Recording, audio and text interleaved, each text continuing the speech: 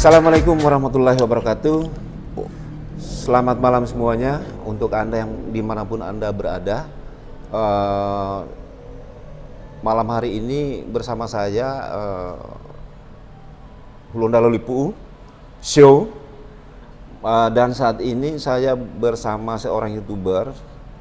Beliau juga sebagai vlogger dan ya katakanlah juga sebagai seorang pengamat politik yang cukup intens, cukup luar biasa perannya dalam memberikan pandangan-pandangan politik. Ya, dan tentu saja malam ini kita akan mengangkat tema peta kekuatan ataupun para calon-calon khususnya di Pileg ya pada tahun 2024 nanti. Dan itu bukan saja nanti di tahun 2024 tahun politik ya, tapi sekarang sudah memasuki tahun politik. Ya. Nah, saya langsung pertanyaannya ke Abah. Kira-kira ini saya perkenalkan dulu. Ini adalah seorang vlogger. Beliau biasa kita sapa dengan Abah Warkop. Ya. Assalamualaikum Abah. Waalaikumsalam. Bagaimana kabarnya? Ini? Bagaimana kabarnya? Alhamdulillah. Baik. Ya. Kita langsung saja ke pertanyaan pertama, Abah Warkop. Dari seorang kacamata vlogger yang cukup ternama di Gorontalo, kira-kira Abah bisa melihat persaingan terutama di Pileg ya, tanda petiknya, bukan di Pilkada, karena Pileg dulu yang akan kita helat dulu. Nah, apa yang Anda saksikan selama ini? Apakah politiknya datar-datar saja, atau mungkinkah ada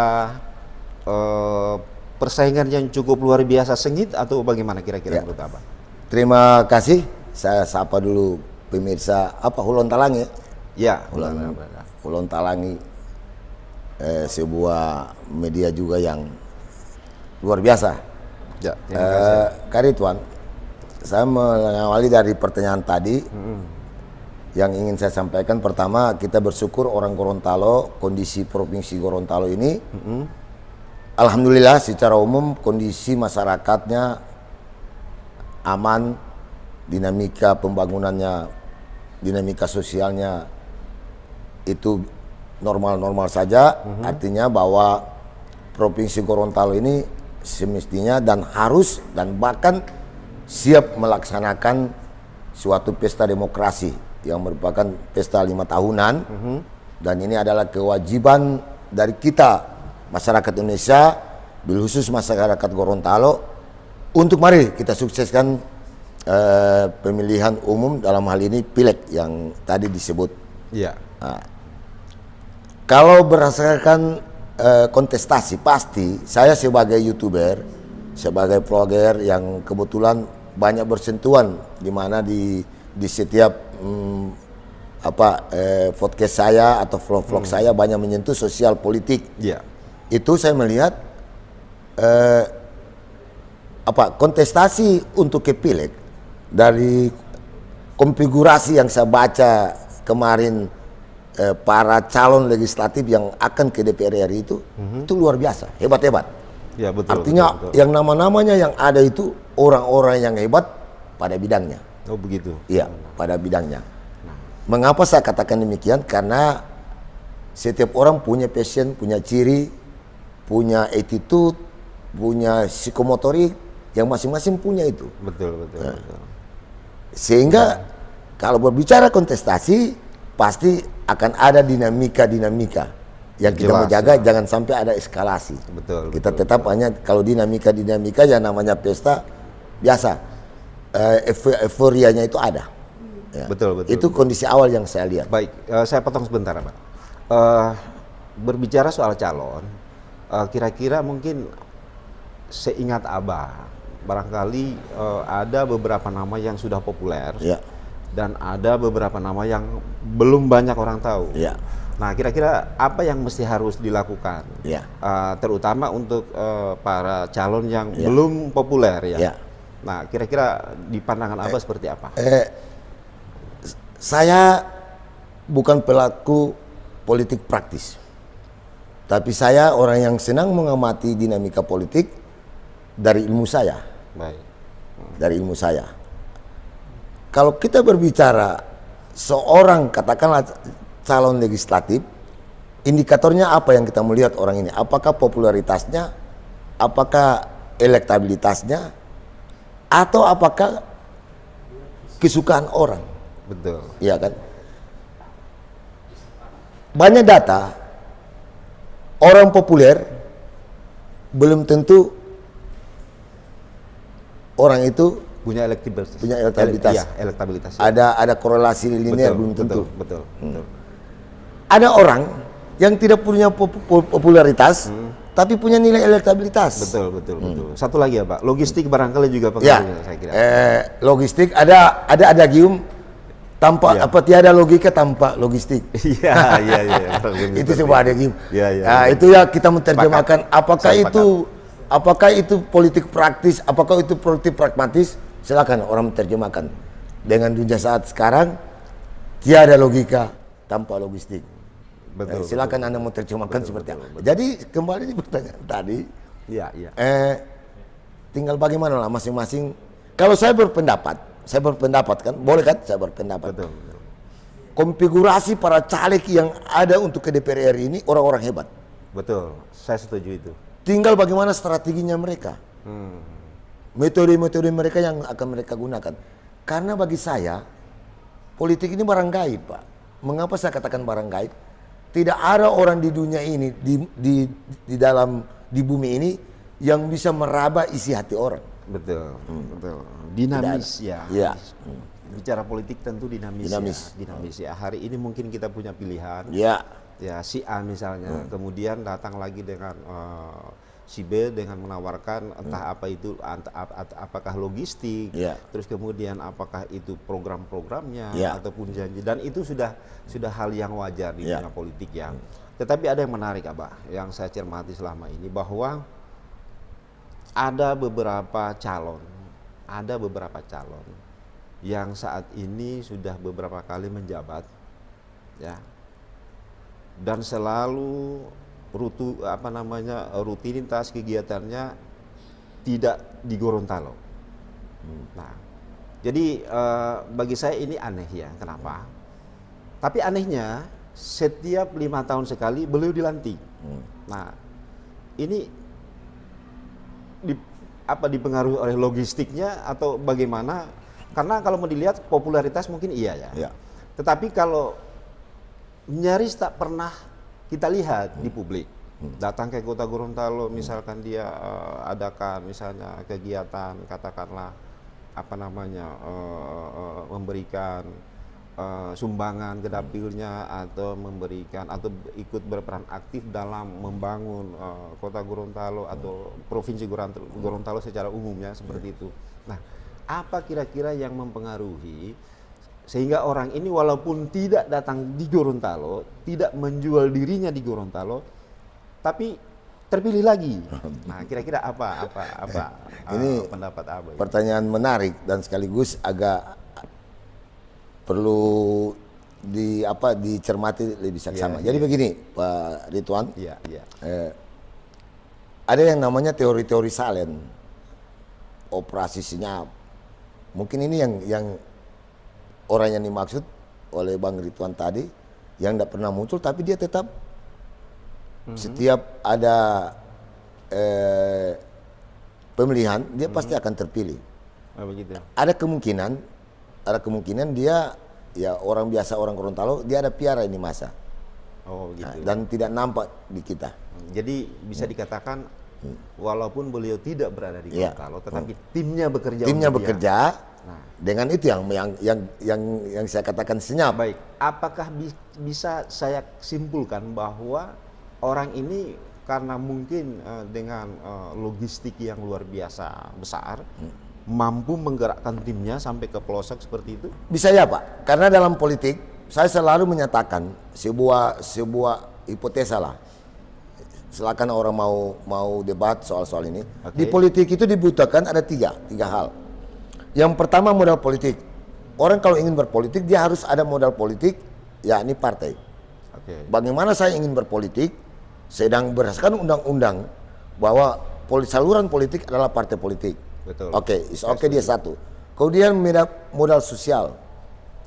Artinya modal sosial ini orang dia punya ada hubungan humanisme, hubungan-hubungan kemanusiaan, menjalin silaturahmi. Kemudian yang tiga, ada dia punya modal ekonomi. Iya, iya. Pertanyaannya, dari tiga modal ini mana yang paling penting? Debatable. Kenapa? Ada orang, dalam tanda kutip, secara sosial, ini orang, kalau orang Gorontalo bilang tua ngalah, tua ngampung. Ele mulai dapat lihat di batang hidungnya, dapat lihat di kampung. Betul. Tapi ketika pemilihan muncul suaranya. Mungkin dia menggunakan modal ekonomi. Walau alam kan, apalagi dengan tatanan kondisi masyarakat saat masyarakat Indonesia termasuk Gorontalo yang agak pragmatis, pasti dia menggunakan kekuatan ekonominya. Baik. Saya menangkap sesuatu yang menarik di situ apa? Kalau bisa saya katakan bahwa para calon yang duduk kemarin-kemarin, kalau menurut Abah, apakah sudah memberikan warna ataupun perubahan di provinsi kita yang tercinta ini kira-kira Abah? Nanti kalau saya akan menilai itu, saya tidak akan masuk penilaian secara pribadi. Ya. Tapi semestinya kita di Gorontalo ini ada indikator mengukur kemajuan suatu daerah, ada yang disebut IPM. Betul. Apa itu IPM? Indeks Pembangunan Manusia. Pertanyaannya, bagaimana indeks pembangunan manusia? Ingat loh, bahwa indeks pembangunan manusia jangan terbebankan sama gubernur, jangan terbebankan sama bupati, wali kota. Setuju, saya setuju. Masyarakat termasuk anggota legislatif harus punya peranan di sana. Betul, saya setuju. Ya. Jadi, apakah pertanyaan? Apakah mereka-mereka yang ada di legislatif di semua tingkatan, apakah di pusat, provinsi, kabupaten, kota, dengan misalnya di suatu daerah IPM-nya di bawah? Pertanyaannya, bagaimana Anda yang ada di legislatif? Apa yang sudah Anda berikan? Apa yang sudah Anda buat? Betul. Saya setuju. Jadi saya tidak setuju kalau menilai suatu pembangunan orang pakai standar, dan ini standar PBB loh. Iya. Saya gunakan ini IPM, ini standar PBB. Kita ukur IPM, misalnya IPM Kota Gorontalo. Baik tidak? Baik. Berarti kalau ketika baik, berarti program wali kota jalan, DPR bagus, masyarakat menunjang. Seandainya IPM di bawah, siapa yang akan kita salahkan? Betul. Iya kan? Betul. Pasti pemangku kepentingan. Baik. Jadi begini Abah. Kira-kira jika ada peluang, ada orang-orang yang baru bergabung di dunia politik, Ya, terus kemudian punya niat yang baik, ya, terus kemudian didukung oleh logistik yang Ya. mumpuni. ya. Nah, andai dihadapkan pada dua pilihan ini, kita pilih yang kemarin atau mungkin ada yang baru. Ya. Nah, apa yang akan Abah lakukan untuk membandingkan keduanya? Apakah senioritasnya, ataukah janji-janjinya, ataukah niatnya, atau apa kira-kira? Ini Menarik. Karena begini Abah. Beberapa waktu lalu saya melihat ada beberapa nama yang baru yang bahkan tidak populer bahkan banyak masyarakat yang belum kenal. Nah, tetapi sepak terjangnya sudah beberapa bulan belakangan sudah mulai terasa oleh masyarakat luas, dan itu cukup positif untuk yang bersangkutan ya. Nah, apa kira-kira pendapat Abah soal fenomena ini? Ya, terima kasih. Ini pertanyaan luar biasa. Saya, kalau pertanyaan ini ditanyakan sama saya sampaikan dulu, saya manusia yang segala sesuatu, ukuran saya adalah ukuran pendekatan sosial dan agama. Mantap. Pertama, Ya. yang bisa mengangkat derajat manusia tidak ada lain, hanya Allah. Betul. Antum menggunakan kekuatan ekonomi satu dunia, kalau Allah yang nama angka itu derajatnya mata angka. Iya. Iya kan? Setuju. Nah, satu poin. Kedua, apakah orang yang memiliki ekonomi yang besar bahasanya bisa disukai orang atau dipilih orang? Iya kan? Itu relatif. Saya selalu, apapun ini dunia mau modern, saya selalu sandaran agama. Maksud saya begini, Kak Ridwan. Iya. In amalu biniat. Iya, kita lihat niatnya dulu bagaimana. Niatnya Pak, Betul, betul, niat. betul. Ada orang Pak dengan kekuatan ekonominya dan banyak contoh kasus, dia tidak berhasil. Iya. Betul. Tapi ada orang yang kekuatan ekonominya, kalau dia letakkan niatnya bahwa dengan rizki yang Allah berikan ini, apakah salah saya ingin membagi di dalam sebuah perhelatan politik untuk nilai ada kemanusiaan, nilai perhatian, kepedulian, itu akan serta-merta ketika Allah ijabah, Allah ridho, jalan itu Pak. Iya, betul. Iya kan? Ada orang Pak bertahun-tahun. Baik, baik. Iya kan? Baik. Saya melihat di antara nama-nama ini, saya melihat beberapa, saya membaca media online lokal ya, media-media mainstream yang selalu mengangkat masalah sosial politik. Beberapa orang menilai bahwa mulai ada pergeseran. Ya. Pergeseran dalam tanda kutip bahwa semacam keinginan masyarakat bahwa Gorontalo harus berubah. Ya. Nah, kira-kira perubahan itu kalau menurut kira-kira apa? Apa yang mesti harus dirubah di kota Gorontalo ini kira-kira atau provinsi Gorontalo? Ya, saya tidak bisa menduga apa yang diinginkan masyarakat Gorontalo untuk merubah. Misalnya apakah ditujukan kepada, karena kita berbicara tentang pileg para anggota legislatif walau alam. Ya. Tapi memang sudah ada semacam apalah celote atau apalah, bahasa Gorontalo mau baku ganti dulu. Oh begitu. Iya kan, so, ada bahasa-bahasa seperti itu. Dan sebenarnya kalimat itu bukan kalimat kosong Pak. Ada sesuatu. Ada proses. Iya, ada prosesnya. Masyarakat ini kan, kita jangan anggap masyarakat ini masyarakat yang bodoh. Betul. Mereka ada yang namanya indra keenam. Mereka yang adanya nama nurani. Mungkin secara fisik kita lihat mereka biasa-biasa lah. Tapi dalam tanda kutip ada dendam terhadap sesuatu. Kan ini kemarin begini. Tapi sampai Saya Pak Ridwan, ya. sebagai YouTuber saya ingin membuat satu konten, siap berjanji untuk membuat janji lagi. Oh begitu. Iya. Begitu. Nah, saya potong sebentar dulu Pak. Saya potong sebentar. Sebagai seorang YouTuber, sebagai seorang vlogger, apakah Abah sudah berapa orang yang Abah wawancarai di kandidat-kandidat yang akan bertarung di 2024 nanti sebagai seorang vlogger, sebagai seorang YouTuber? Tentu mungkin kemarin saya wawancara si A seperti ini. Nah, terus besoknya lagi saya wawancara si B. Ya. Nah, apakah ada perbedaan mendasar ataukah ya sama aja?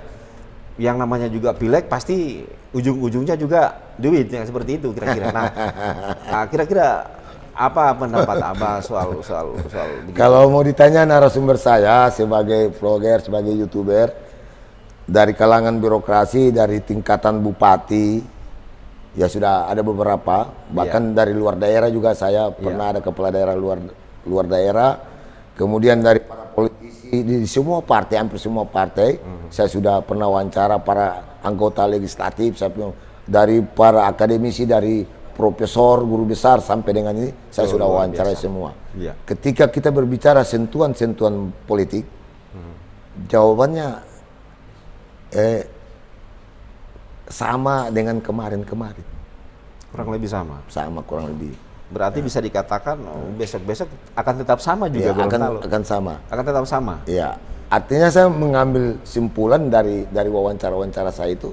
Begini, Kak Ridwan, saya orang yang berpikir begini, kalau saya mau bacalon sebagai anggota legislatif, ketika ditanya, apa Anda punya visi dan misi program untuk jadi caleg? Saya akan jawab tidak ada.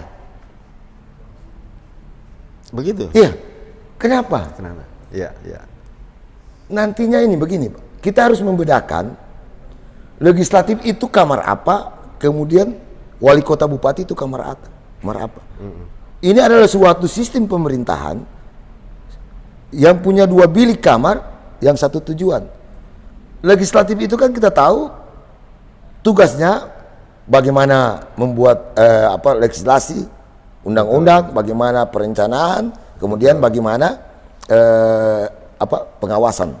Iya kan? Jadi mau ketika tanya Abah, kalau Abah jadi caleg mau program apa? Saya mau program apa? Seperti itu ya. Iya. Kalau ada orang bilang saya siap akan mau bikin, saya akan mau tehel ini jalan raya dari kota ke ini. Itu saya bilang jadi jual kecap lah. Betul. Substansi dari bahasa saya ini begini. Komitmen saja, seorang caleg itu ada komitmen. Dia komitmen untuk mengabdikan dirinya kepada daerahnya, kepada bangsanya, dengan pribadinya. Oleh sebab itu, saya paling senang melihat seorang legislatif itu yang sudah selesai dengan kehidupan ekonomi sosialnya. Baik. Sehingga dia akan fokus. Baik. Terima kasih. Ini amalan, Pak Rito. Betul. Jadi satu yang saya tangkap dengan pembicaraan Abah, dan ini adalah pertanyaan terakhir dari saya barangkali, andai dihadapkan pada dua pilihan, apakah Abah akan memilih yang lama ataukah memilih orang yang baru, mungkin dengan visi yang lebih baru, kemudian dengan niat yang lebih bagus, kira-kira Abah akan pilih yang mana? Kalau secara global, banyak orang selalu bilang begini, suasana baru itu lebih enak. Baik, terima kasih. Baik, pemirsa di rumah, terima kasih. Assalamualaikum warahmatullahi wabarakatuh. Waalaikumsalam warahmatullahi wabarakatuh. Dengan Abah Warkop, seorang vlogger, seorang YouTuber yang sudah memberikan pandangan-pandangan beliau terhadap peta politik ataupun kontestasi politik yang sekarang ini untuk di tahun depan, di tahun 2024. Terima kasih, selamat malam.